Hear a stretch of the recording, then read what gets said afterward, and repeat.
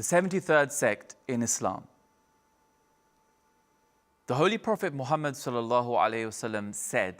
ya'tiyanna ala ummati ma ata ala bani Israel."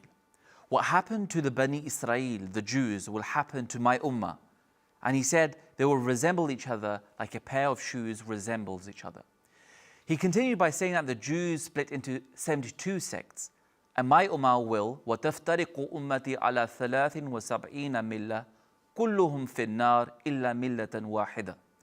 The Prophet of Islam said that my ummah will split into 73 sects. All will be in the fire, will be misguided, except one group. Naturally, the Sahaba radiallahu anhum asked who that group would be. قَالُوا وَمَنْ هِيَ يَا رَسُولَ اللَّهِ. The Prophet said, مَا أَنَا عَلَيْهِ وَأَصْحَابِي. They will be on the path that I and my Sahaba are on. Meaning the condition of the Prophet and his Sahaba will be the same as this group. In another narration, the Prophet ﷺ referred to this group and said, وَهِيَ الْجَمَاعَةِ, that this will be the Jama'ah. This hadith has come true word for word, and we know Muslims have split into multitudes of sects. However, the only Muslim group that has been unanimously sidelined by the Muslim world is the Ahmadiyya Muslim Jama'ah. Even though Muslim sects have fatwa and edicts of kufr against each other, isn't it telling that they unite, join forces and become the 72 when it comes to declaring the Ahmadiyya Muslim Jama'ah outside the fold of Islam?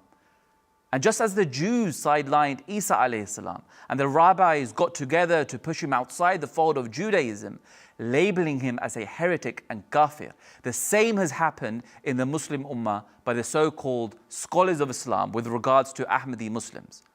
And the Prophet warned of this in the hadith, where he explicitly said, my Ummah will become like the Jews. What the Jews did, my Ummah will do.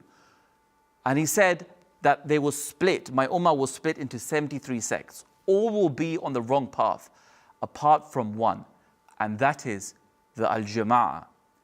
Interestingly, Al-Jama'ah in Arabic means an organized, united body of people who have one direction. And of course, no Muslim group can be organized and united in one direction without an imam, khilafah.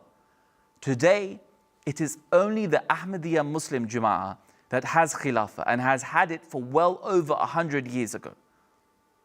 From the whole Muslim Ummah, a Jama'ah that the Prophet ﷺ referred to in its truest sense is only witnessed in the Ahmadiyya Muslim community.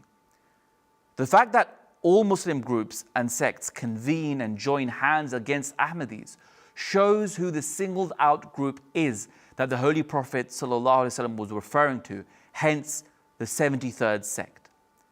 Here's a final indication.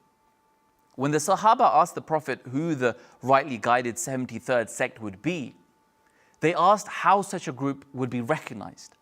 He said, مَا أَنَا عَلَيْهِ وَأَصْحَابِي, that they will be like us. The condition and path I am on and my companions is what that Al-Jama'ah will be on as well. The way I and my companions were treated will be how this Jama'ah would be treated. No other Muslim group other than the Ahmadiyya Muslim community has had a destiny that resembles what happened with the Prophet and his companions. The early Muslims were persecuted, labeled as heretics, kafirs, and forced out their homes. But Allah gave them success, and they continued to spread despite fierce opposition and persecution. Identically, Ahmadis are endlessly persecuted, labeled as heretics, as kafirs, and forced out their lands. Yet strangely enough, Allah continues with His constant support of the Ahmadiyya Muslim Jama'ah. If Ahmadis were heretics and on the wrong path, why would Allah continue to strengthen them as He did with the early Muslims, to bless their influence and to continually guide people to this Jama'ah? The proof is in the pudding.